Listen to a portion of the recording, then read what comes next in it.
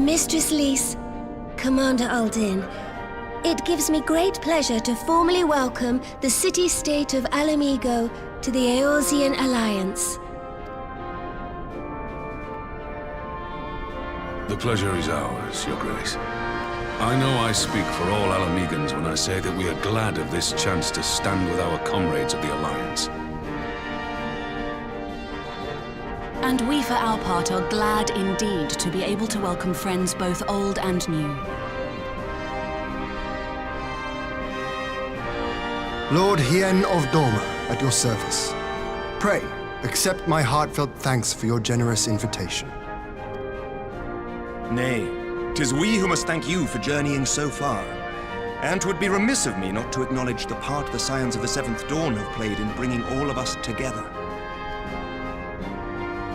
In times of great unrest, you and yours have been our constant companions, without whom we would not be here. With apologies to Lord Hien and Mistress Alize, it occurs to me that we have not gathered in this way since that fateful day in Uldar. The day I lost my arm and my freedom. As I lay in my cell, never did I dream that I would one day be given the chance to represent my homeland at this council. I would not even be alive had you not plucked me from the jaws of death. You, Yugiri, and Alphino. Would that the lad could be with us.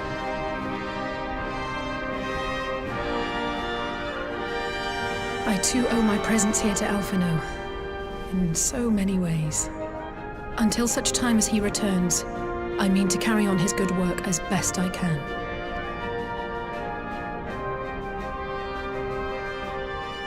Come, friends. Let us leave the past in the past and turn our eyes to the future.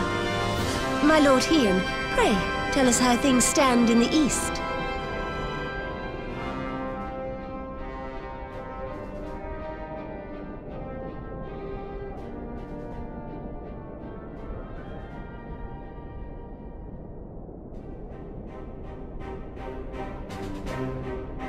Having heard the rumors of dissent in Garlemald, I dared to dream of a peaceable solution. The Empire will not so easily change its ways.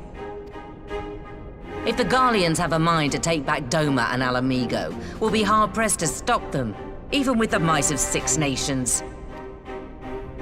But while we lack the strength to fight the tide, a course may yet present itself, if we read the winds aright. The winds suggest but one course to me.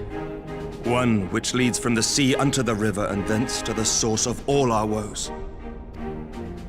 The Scions. Indeed.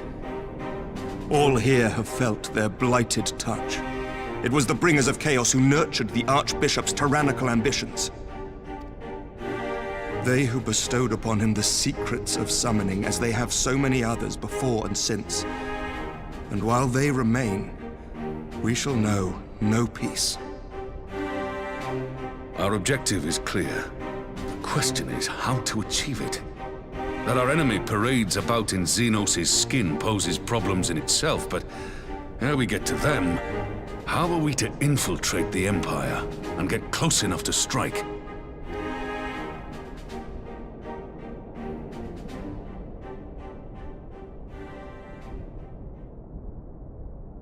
While I see the wisdom in targeting the Scions, an assassination attempt on Garlean soil would do little to aid our cause, even were it to succeed. It's time we used our enemy's preferred tactic: subterfuge.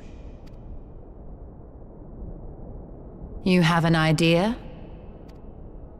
Speak your mind, Master Thancred. None here know the enemy better than the Scions, and you mayhap best of all. Whatever it is you propose, we will give it fair hearing. On that you have my word. Very well, Admiral. My proposal is thus. We dispatch the shinobi to Imperial territory. There, they sow the rumor that the Crown Prince perished in the battle for Alamigo, and that the man parading around is in fact a corpse inhabited by a servant of darkness.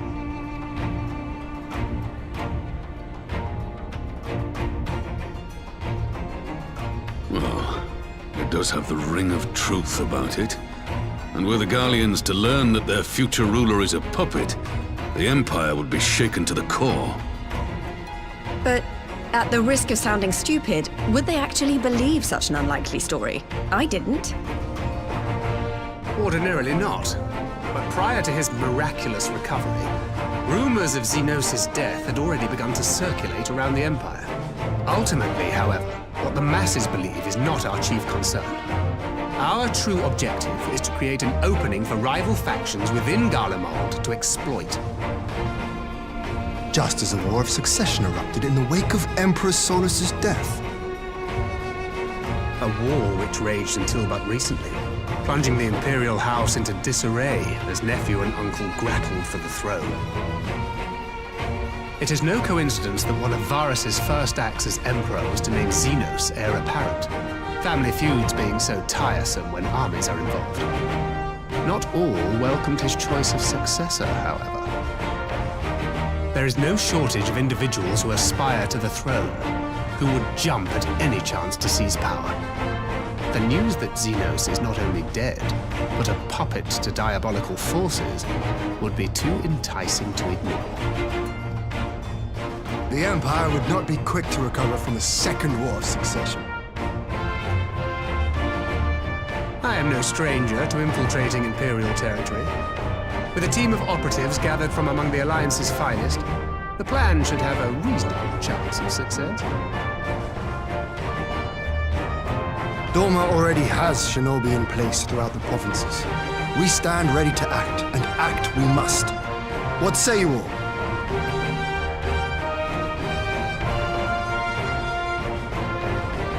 I'm for Master Thancred's proposal.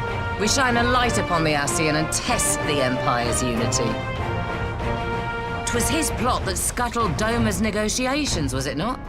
Why then, if we can eliminate him, there may yet be a chance for peace. Let us wage this war of subterfuge, that we may one day lay down our arms. Gods know we never will while the Ascians remain.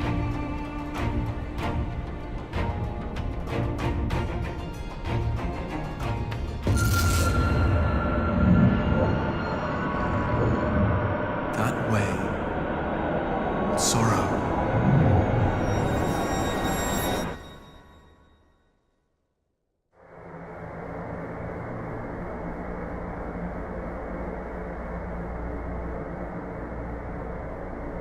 History must be changed.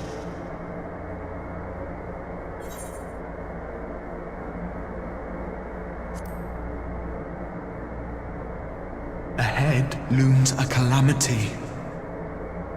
Ahead looms light, expunging all form and life.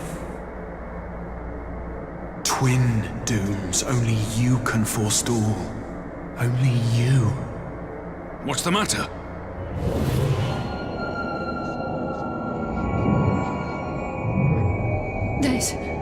There's a voice! Spies in our midst? Nay, I sense no such presence. Let expanse contract. Eon become instant. Throw wide the gates that we may pass.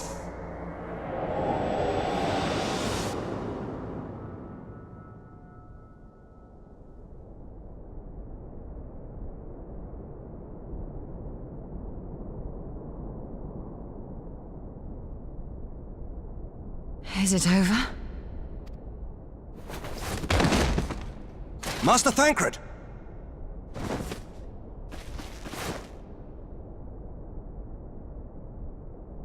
For Fend.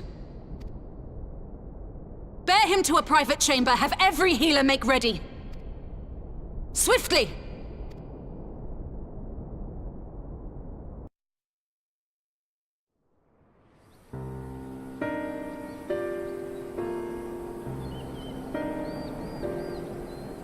Master Thancred remains in slumber. Though his vital signs appear stable, he's unresponsive. What could have done this? And why just him and not the others? I'm afraid we could not identify the cause, my lady. Our examinations revealed no wounds, nor the presence of any poisonous substances. Gods, that only makes it worse. You're to let us know the moment there's any change, all right?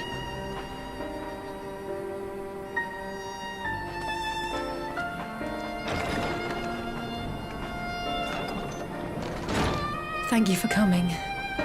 Knowing Thancred, he would apologize for being otherwise engaged at so crucial a juncture.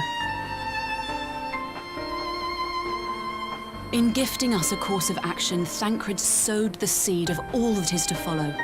We have but to nurture it as best we can.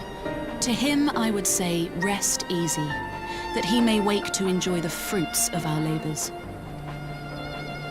Now, the matter of the mysterious voice must not be forgotten. Will you tell me exactly what happened? Alize and I heard a voice in the moments before Thancred collapsed. It was accompanied by a severe headache, as if something were clutching at our minds. Did you experience the same thing?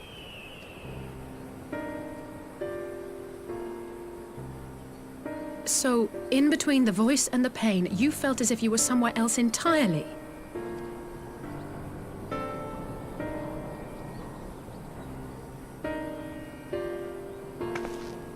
Your testimony confirms my suspicion. That which you experienced was, I believe, your soul being plucked from your flesh. Called. Cold. I myself examined Thancred. Reach out as I may, I could not sense in him the spark of life that is his soul.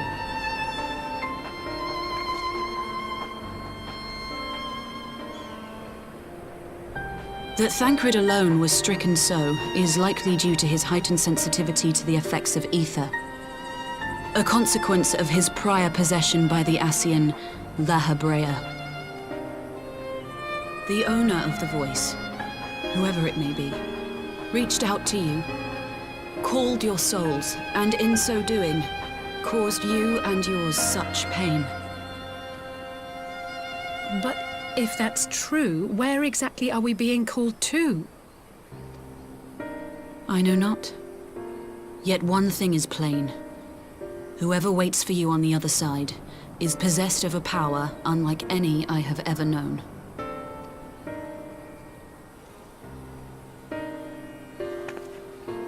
Forgive us, Lys, but may we leave Thancred in your care for a time?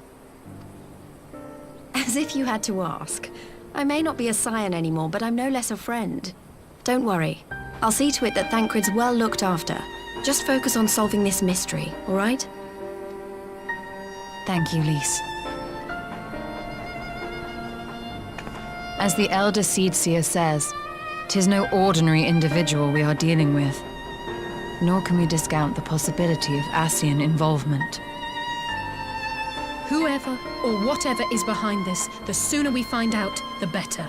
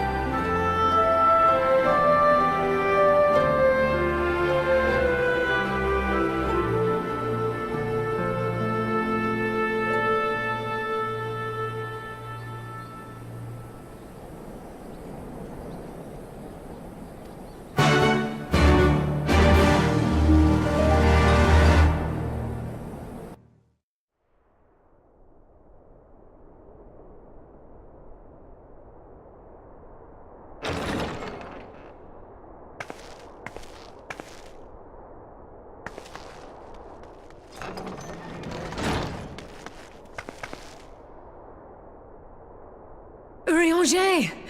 Gods, it's good to see you. Would that our meeting were under happier circumstances. I judged the voice sufficient cause for concern even before you sent word of its effect on our comrade.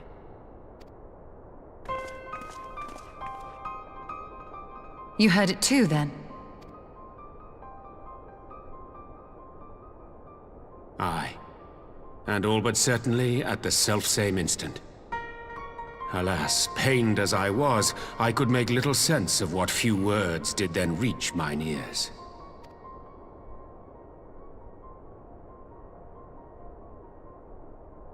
Who do you think is responsible? Could this be the Scions doing? That I cannot say. Not when so little is known. Ere I indulge in speculation, I would examine Thancred with mine own eyes. To Alamigo, then, without further delay. One other thing. During my visit to the Far East, I observed a strange phenomenon. Thou referrest, I presume, to the localized reduction in etheric density. Well, that spares me the trouble of an explanation. Yes, I noted precisely that at two apparently unconnected locations. I take it the phenomenon is not limited to the Far East. Indeed not. Of late, our agents charged with surveilling the beast tribes have spoken of little else. In every corner of the realm, they tell of places in which the ether hath grown thin. Naturally, my suspicions first turned to primal activity, but the areas thus affected betray no evidence of summoning. I must confess to being quite perplexed. If the same phenomenon is being observed in multiple locations on opposite sides of the world, we may safely discount regional factors. Needless to say, this warrants further investigation. Indeed, I shall make it my task to.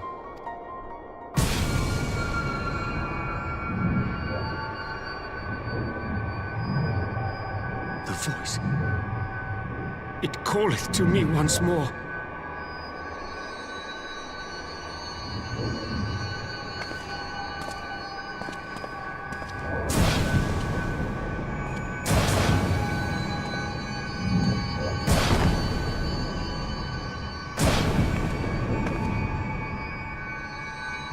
I hear it too.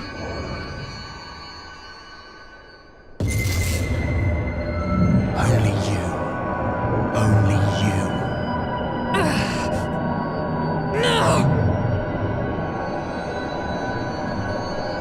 Ishtola! Eorzean! Throw wide the gates.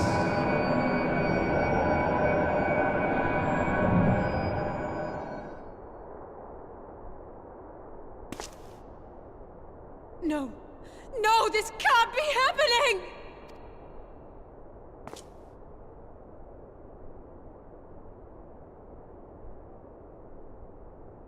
Y'shtola! Eorzean! Open your eyes! Open your eyes, I beg you!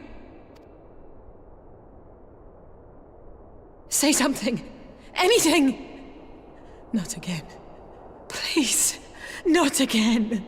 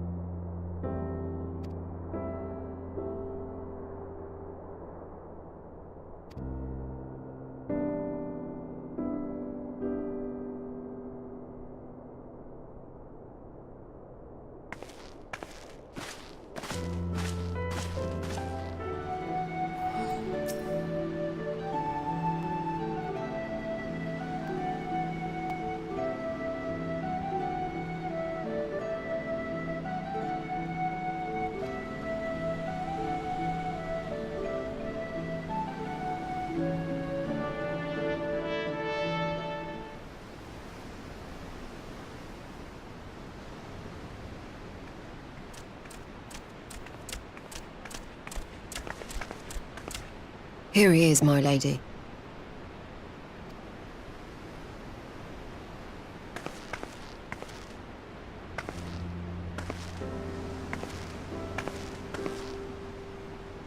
Gabu, it's been too long.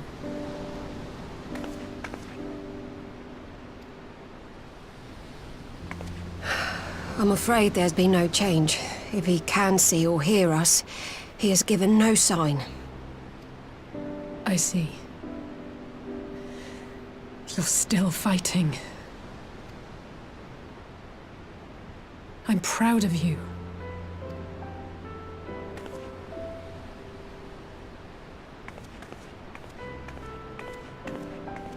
We promised that we would come and visit you together, didn't we? Alphino and I. I'm sorry that we haven't managed that yet. You know, with the three of us like this, does it not remind you of that night? Of the stars beyond count twinkling in the heavens? I was feeling pretty low back then. Powerless. But I knew that my brother was close by if I needed him, and that the others would be waiting for me back at the Rising Stones. Not like now.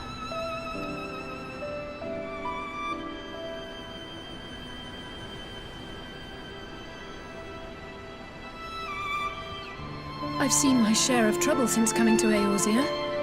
Been reminded again and again of my limitations, of how little I can change about this world. And I've come to know the sorrow of parting all too well.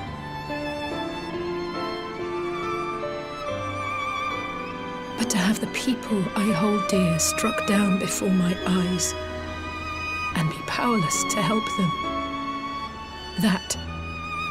that I cannot bear.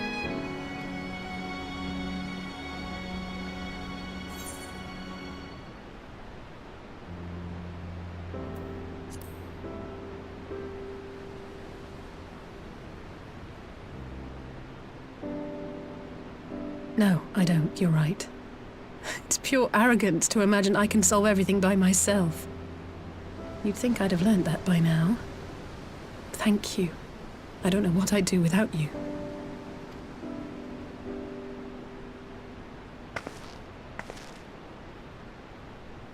Well, that's more than enough brooding for one day. Come on. We have friends to save.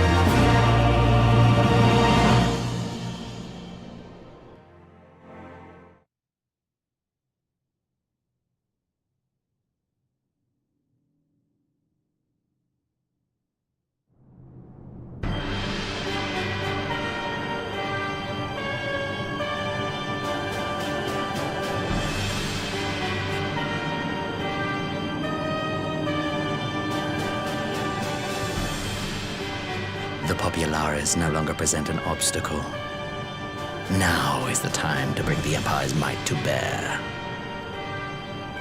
A word from your Radiance is all it takes.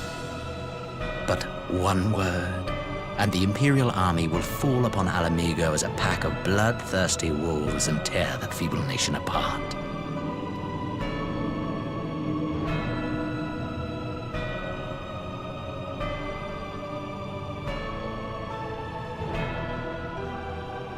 Have you no words for me? Despite the lengths I go to, an emissary playing the part of a fool, When first I took this face, I swore to use all of my knowledge, all of my power, to further the cause of the Empire. My deeds stand testament to my commitment. And with this adamant flesh at my disposal, I could destroy the Icon Slayer as easily as one might swat a fly. Why do you hesitate?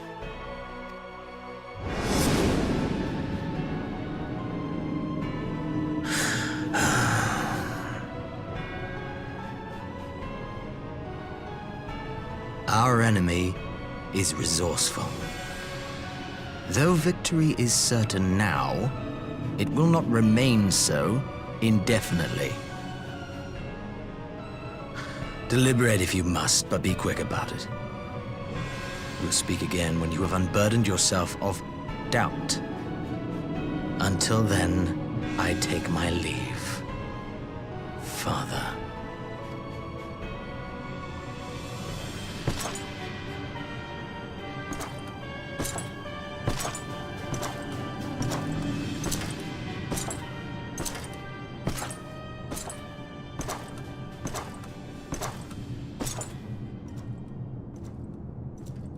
I should be the one to sigh.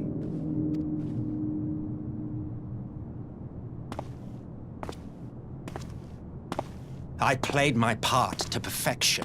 I had earned my rest, and then, thanks to La Habrea's crowning act of idiocy, our favorite emissary sees fit to summon me back. Elidibus was ever a warrior. A most tiresome trait, would you not agree?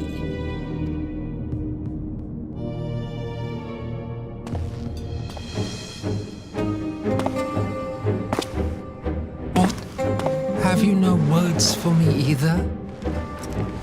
No matter. I've long grown weary of this mummery. Now, my dearest grandson, let me remind you of your place in the simplest of terms.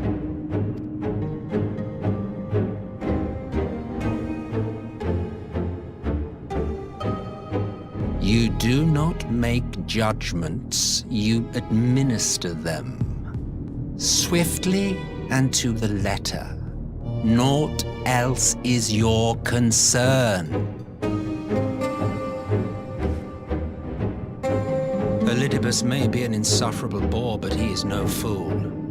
His choices as emissary seldom err.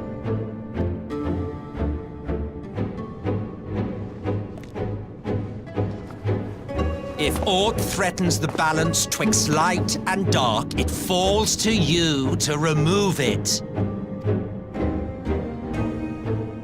Be it by your own hands or by your armies, you have ample means at your disposal.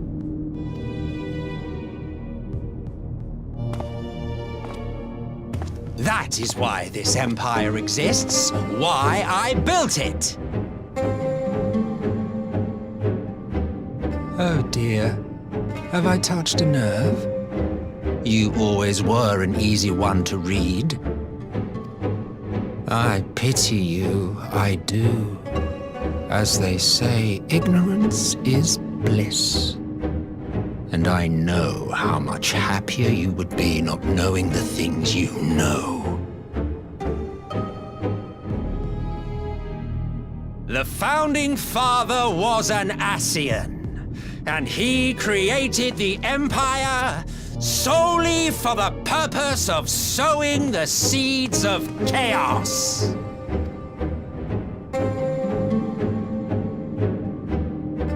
Don't take it personally.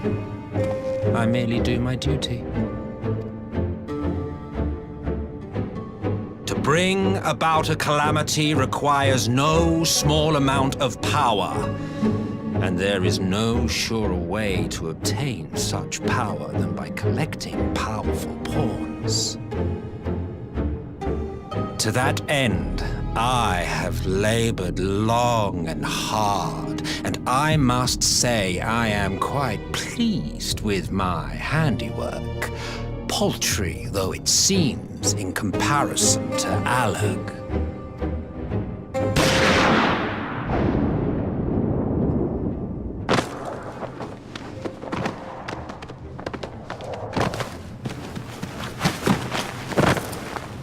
You fiends are overfond of your own voices.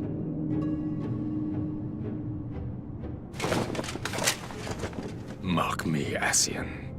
Man is the master of his own destiny.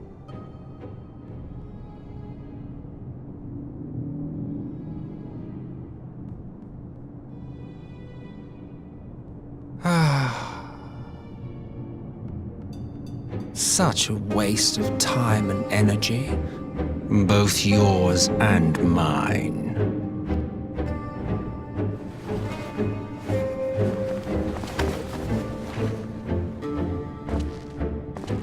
Lest you forget you are Emperor now.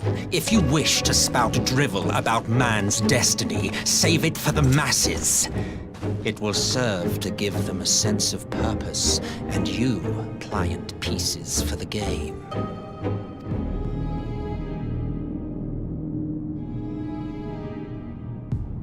Oh, do stop sulking, boy.